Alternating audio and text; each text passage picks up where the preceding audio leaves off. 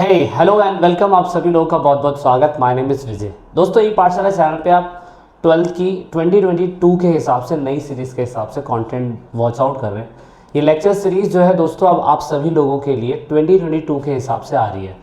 Video जो हम lecture series लेके आ रहे हैं वो हम 12th 11th 9th 10th सभी के लिए लेके आ रहे हैं। हिस्ट्री, पॉलिटिकल, ज्योग्राफी, बेसिकली ये सारे सब्जेक्ट हमारे चैनल के ऊपर पढ़ाए जा रहे हैं। तो यहाँ पे आज चैप्टर का नाम है हमारा द ह्यूमन ज्योग्राफी है, पूरी तरीके से नेचर एंड स्कोप। वीडियो का पहला पार्ट है और इस वीडियो के पहले पार्ट के अंदर हम डिस्कस करेंगे बेसिक बातें। और आई होप आप सभी लोगों ने हमारे पिछले जो लेक्चर सीरीज थे वो सारे के सारे अटेंड करे होंगे। ठीक है, तो ये नई बुक स्टार्ट हो रही है, तो देखिए और मजे लीजिए। तो ईपी फैमिली पे अगर आप सभी लोग नहीं जुड़े हैं नोट्स के लिए, तो ऑफकोर्स आप जुड़ सकते हैं। यहाँ पे हम नोट्स प्रोवाइड करवाते हैं। इंस्टाग्राम अकाउंट हमारा है, वहाँ पे जितनी भी अपडेट्स होती रहती है वो सब आपके साथ शेयर होती रहती है। तो चैप्टर की शुरुआत में मैं आपको बताऊं कि हमने जो दोनों बुक कवर करी है, जो फर्स्ट टर्म के हिसाब से आ रहा है, तो दो बुक थी, एक ह्यूमन ज्योग्राफी की थी और एक आपकी इंडियन पीपल एंड इकोनॉमिक वाली थी। इसके जो भी चैप्टर्स आ रहे थे इस बार एग्ज़ाम के अंदर, तो वो सब हमने काफ़ी हद तक कवर कर लिए और अभी हम ह्यूमन ज्योग्राफी के ऊपर काम कर रहे हैं। तो ह्यूमन ज्योग्राफी के अंदर आप देख सकते हो इस बार जो चैप्टर्स आ रहे हैं सिर्फ यही चैप्टर हैं। यूनिट 1 के अंदर ह्यूमन ज्योग्राफी, यूनिट 2 के अंदर पीपल से रिलेटेड जो भी हैं आपके वो सारे, उसके बाद यूनिट 3 के अंदर ह्यूमन एक्टिविटी से रिलेटेड चीज़ें हैं। ठीक है, और उसके बाद क्या कहते हैं आपका यूनिट 4 जो है ट्रांसपोर्ट, कम्युनिकेशन एंड ट्रेड, ये सारे के सारे हैं। तो ये आपका इसी यूनिट के अंदर जितने भी चैप्टर कवर होते हैं वो सारे के सारे कवर होंगे। तो दोस्तों, ये बुक फंडामेंटल ह्यूमन ज्योग्राफी की है। और आप देखें अगर यूनिट 1 के बारे में, तो यूनिट 1 में अगर आप देखें human geography, nature and the scope, ये चैप्टर है।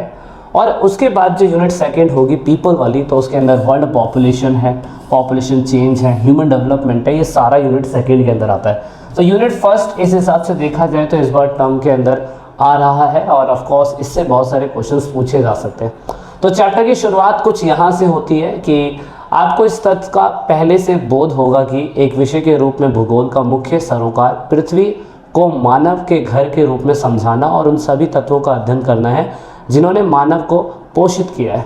मतलब ह्यूमन ज्योग्राफी जो हम पढ़ रहे हैं, फंडामेंटल ह्यूमन ज्योग्राफी जो हम पढ़ रहे हैं, क्लास 11 के अंदर हमने बहुत बेसिक समझा था कि किस तरीके से फंडामेंटल फिजिकल ज्योग्राफी जो थी वो अर्थ सरफेस के बारे में, अर्थ से रिलेटेड, अर्थ के अंदर क्या है, अर्थ के बाहर क्या है, पृथ्वी का निर्माण कैसा हुआ, तारों का निर्माण कैसा हुआ, मतलब वो अर्थ से रिलेटेड चीज़ें बताती थी।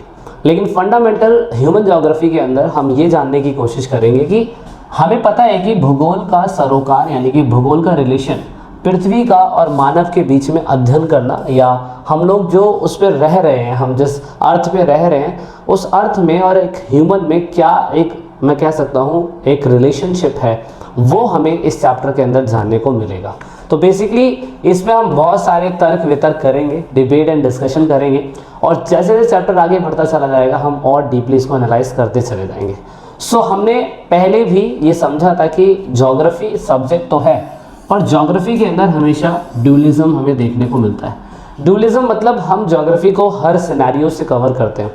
हम ज्योग्राफी को ये देखते हैं कि जिस तरीके से बुक्स में लिखा हुआ है ज्योग्राफी वहीं तक सीमित नहीं है, ज्योग्राफी के अंदर ड्यूलिज्म है। एग्जाम्पल के लिए अगर हम धरती को सिस्टमैटिक वे से पढ़ रहे हैं, व्यवस्थित दृष्टिकोण से पढ़ रहे हैं, तो हमें रीजनल अप्रोच भी फॉलो करनी ज़रूरी है।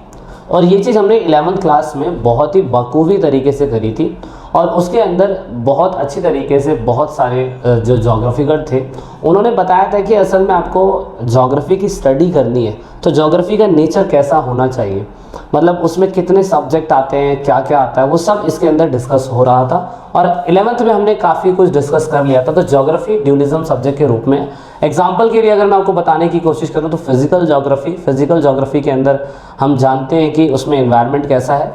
बट ह्यूमन ज्योग्राफी जो क्लास 12th का है तो उसमें हम जानते हैं कि जो सोशो कल्चरल रिलेशन है अर्थ का और किसी ह्यूमन बीइंग का वो कैसा है। ठीक है, तो अलग अलग ज्योग्राफिकल भूगोल को अलग अलग तरीके से बताने की कोशिश करते हैं। जैसे कि अगर मैं कहूँ कि फिजिकल ज्योग्राफी में हम land, water, soil, climate, vegetation, flora, fauna, ये सब पढ़ते हैं। और ह्यूमन ज्योग्राफी के अंदर हम culture, transport, communication, settlement, crops, population, उनका काम धंधा वगैरह, ये सब जो जनसंख्या से रिलेटेड होता है। तो यहाँ पे फ्रेडरिक रिट्जल इन्होंने एक डेफिनेशन दी। उन्होंने कहा कि असल में अगर हमें समझना है कि ह्यूमन ज्योग्राफी है क्या, तो उन्होंने एक डेफिनेशन दी, और ये डेफिनेशन आप लोगों के पेपर के लिए बहुत इंपॉर्टेंट है। उन्होंने बताया कि human geography is the synthetic study of relation between the human society and earth surface, यानी कि मानव भूगोल, मानव समाज और पृथ्वी के सतह के बीच का संबंध संश्लेषित अध्ययन करता है। मतलब मेन ये है कि पृथ्वी का अध्ययन करना, पृथ्वी के सतह का अध्ययन करना और मानव के समाज का एक दूसरे के साथ सिस्टमेटिक वे से अगर हम अध्ययन करते हैं तो यही ज्योग्राफी है, यही ह्यूमन ज्योग्राफी है। और जबकि एलन सेफल जो है वो बताती हैं कि असल में यही नहीं है geography, human geography. Human geography ये है कि changing relation between unresting man and unstable earth. मतलब वो बताती है कि जैसे गौतम बुद्धा कहते हैं ना कि धरती जो है, मतलब कुछ भी परमानेंट नहीं है, एवरीथिंग इज कंटिन्यूसली चेंजिंग, सब कुछ बदल रहा है। तो ऐसे ही सेफल जी कहती हैं कि अनचेंजिंग अर्थ, क्योंकि अर्थ बदल रहा है, और अनस्टेबल मैन या अनस्टेबल अर्थ और अनरेस्टिंग मैन, इनके बीच का जो रिलेशन है ना वो हमें समझना ज़रूरी है। और अगर हम वही समझ जाते हैं तो वो हमारा ह्यूमन ज्योग्राफी हो जाता है। बेसिकली ये दोनों ही अपने सिंपल शब्दों में आपको ये बताने की कोशिश करते हैं कि किस तरीके से ह्यूमन ज्योग्राफी के अंदर अर्थ और अर्थ पे रहने वाले जो लोग हैं उनके बीच का जो रिलेशन है वही क्या है, हम अर्थ पे क्यों रह रहे हैं, अर्थ में क्या चीज़ें हैं जो हमें अट्रैक्ट करती है, अर्थ में ऐसी क्या चीज़ें हैं जो हमें जीवन यापन पे हमें बता रही है कि आप यहाँ जी सकते हैं, आप यहाँ रह सकते हैं, आप यहाँ पे सहवास कर सकते हैं, आप अपने जैसे और लोगों को क्रिएट कर पा रहे हैं, ऐसा क्या है। इसी चीज़ को स्टडी करना ह्यूमन ज्योग्राफी की सही अप्रोच है। तो ये एक थोड़ा सा समझ लीजिएगा। अब नेचर की बात करें हम लोग, तो यहाँ पे human geography study the inter relation between the physical environment and socio culture environment created by the man. अब ह्यूमन ज्योग्राफी यही है कि किस तरीके से फिजिकल एनवायरनमेंट वो बनाता है, मतलब कोई व्यक्ति बनाता है, और उसका सोशो कल्चर एनवायरनमेंट मैन के द्वारा क्रिएट करा जाता है। अगर हम उसको समझ लेते हैं तो वो हमारा ह्यूमन ज्योग्राफी हो जाता है।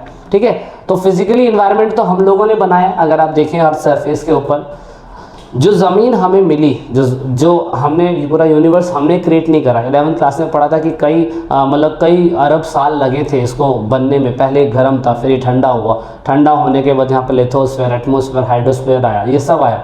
उसके बाद यहाँ पे जैसे मैन क्रिएट हुआ होगा, मैन बना होगा, तो फिजिकली एनवायरनमेंट तो मैन के द्वारा क्रिएट करा गया है ना। जैसे जैसे वो एडवांस होता चला गया वैसे वैसे उसने फिजिकली एनवायरनमेंट क्रिएट होने चालू कर दिए, जैसे सिटी, टाउन, विलेज, है ना। उसके बाद farm, factory, house, flat, bungalow, hotel, office, port, airport, harbour, shop, centres, field and canals.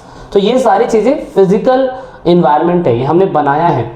और ह्यूमन ज्योग्राफी यही है कि फिजिकल एनवायरनमेंट जो बनाया गया है उसको स्टडी करते हुए हमें सोशो कल्चर एनवायरनमेंट भी स्टडी कर लेंगे तो वो एक ह्यूमन क्या कहते हैं ज्योग्राफी हो जाती है। तो physical environment has been greatly modified by the human being, it is also in turn impact the human life. मतलब भौतिक पर्यावरण, जो भौतिक भोग विलास की वस्तुएं हैं, भौतिक पर्यावरण, वो मानव के द्वारा बनाया गया, संशोधित किया गया, मॉडिफाई करा गया और बदल रहा है। वो आज भी बदल रहा है, पहले भी बदल रहा था और मानव जीवन को प्रभावित कर रहा है। आप अपने आप को देख लीजिए, आप आसपास आपने जो भी माहौल क्रिएट करा हुआ है, कुछ वो नेचर से जुड़ा हुआ है और कुछ आपने खुद मॉडिफाई कर लिया है। आपके घर के अंदर जो भी चीज़ें रखी हुई है जिस तरीके से, वो आपने अपने हिसाब से मॉडिफाई कर लिया है ना। तो इसीलिए आप फिजिकल एनवायरनमेंट में जी रहे हैं। बट शुरुआती समय में अगर आप देखें तो नेचर कंट्रोल करता था ह्यूमन एक्टिविटीज़ को, और ऐसी सिचुएशन को हम नेचुरलाइजेशन ऑफ ह्यूमन कहते हैं, मानव का प्रकृतिकरण। मानव का प्रकृतिकरण क्या होता है दोस्तों, आप इसे समझ लीजिए। Man involve with nature with the help of technology. आज की डेट में तो हम टेक्नोलॉजी को इस्तेमाल करके इन्वायरमेंट को समझ पाए हैं, पर पहले ऐसा नहीं होता था। पहले अगर आप हड़प्पा सभ्यता पे चले जाओ, मेसोपोटामिया पे चले जाओ, या कितनी भी पुरानी सभ्यता है उस पे चले जाओ, तो आप नोटिस करेंगे कि इनसे हमें ये चीज़ का पता चलता था कि कहीं ना कहीं ये लोग पूरी तरीके से भगवान में बिलीव रखते थे। लेकिन टेक्नोलॉजी जैसे जैसे बढ़ती चली गई, हम डीपर तरीके से एनवायरनमेंट को समझने लग गए और एनवायरनमेंट के साथ हम छेड़छाड़ करने लग गए। और समय के साथ साथ एनवायरनमेंट भी हमें ये एहसास दिलाता रहता है कि प्रकृति को नुकसान नहीं पहुंचाया जाना चाहिए। इसीलिए तो human being were able to develop technology after they develop better understanding the nature law. मतलब ह्यूमन ह्यूमन ने टेक्नोलॉजी को डेवलप करा और टेक्नोलॉजी को डेवलप करने के बाद वो नेचर के रूल्स को सही तरीके से समझ पाए। जैसे नंबर 1 उन्होंने फ्रिक्शन को समझा, उन्होंने समझा कि हीट जो है किस तरीके से फायर को डिस्कवर करने में मदद करती है। उन्होंने डीएनए को समझा, जिससे वो नई नई डिसीज़ेस को पता कर सकते हैं कि किस तरीके से सॉल्व किया जा सकता है। उन्होंने लॉ ऑफ मोशन, जिसमें वो ये समझ पाए कि गति के अंदर किस तरीके से किस स्पीड में किसी भी चीज़ को उड़ाया जाए कि वो हवा में उड़ने लग जाएगी। तो ये ऐसा कुछ दूसरा तो मतलब ये सारी चीज़ें एग्जाम्पल के लिए, तो हमें ये पता है कि ऐसा इन्वायरमेंट, एक ऐसा इन्वायरमेंट जो प्रकृति के द्वारा चलाया जाता हो और प्रकृति की पूरी तरीके से कंट्रोल करती है और मानव वहाँ पे बेबस है। तो ऐसी सिचुएशन को हम इन्वायरमेंटल डिटर्मिनिज्म कहते हैं। हिंदी में इसको पर्यावरण निश्चयवाद कहा जाता है। पेपर में ज़रूर आता है, ज़रूर याद रखिएगा ये चीज़, मेरी बातें ध्यान से, कि पेपर के अंदर ये चीज़ इसलिए आती है क्योंकि इन्वायरमेंटल डिटर्मिनिज्म का मतलब होता है कि अगर कोई व्यक्ति प्रकृति के सामने चाहे कितनी बड़ी टेक्नोलॉजी हो, लेकिन प्रकृति को, उनकी क्रियाओं को, प्रकृति को, उनके सारे काम को अपने हिसाब से कंट्रोल करता हो, उसे पर्यावरण निश्चयवाद बोलते हैं। शुरुआती समय में मनुष्य के पास इतनी टेक्नोलॉजी नहीं थी कि वो प्रकृति के साथ छेड़छाड़ कर सके। वो प्रकृति को भगवान मानता था, इसलिए पुराने ज़माने में मंदिरों पे सबसे पहले चीज़ों को चढ़ाया जाता था, क्योंकि उनको लगता था कि सारी चीज़ें ये हमें भगवान ने दी है, सारी चीज़ें हमें प्रकृति ने दी है। इसीलिए हम इसको एनवायरमेंटल डिटर्मिनिज्म कहते हैं। The connection between the primitive society and the nature is called environmental determinism. मतलब शुरुआती समय में प्राचीन समाज और प्रकृति के बीच का संबंध पर्यावरण निश्चयवाद कहलाता था। तो दोस्तों, they considered man as a passive agent and in the development of his character. उसके बाद जैसे मैंने कहा कि physical environment control the course of the human action. शुरुआती समय में जो हमने फिजिकल एनवायरनमेंट बनाया वो ह्यूमन एक्शंस के द्वारा बनाया गया, ह्यूमंस ने बनाया उसे। लेकिन प्रकृति जब कंट्रोल करती है चीज़ों को, तो वहाँ पे किसी के हाथ में कुछ भी नहीं होता है। तो ये एनवायरमेंटल डिटर्मिनिज्म है। आई होप आपको बेसिक कॉन्सेप्ट समझ में आया होगा कि प्रकृति जब एनवायरनमेंट को कंट्रोल करती है तो वो एनवायरमेंटल डिटर्मिनिज्म होता है। तो वीडियो का पहला पार्ट था, आई होप आपको थोड़ा बहुत चीज़ें समझ में आई होगी। डाउनलोड कर सकते हैं एपी फैमिली टेलीग्राम अकाउंट से सारे नोट्स, आप ज़रूर जुड़िएगा। वीडियो अगर आपको कुछ वैल्यू देखी गई है तो लाइक शेयर सब्सक्राइब जरूर करिएगा। जब तक के लिए जय हिंद, जय भारत, वंदे मातरम।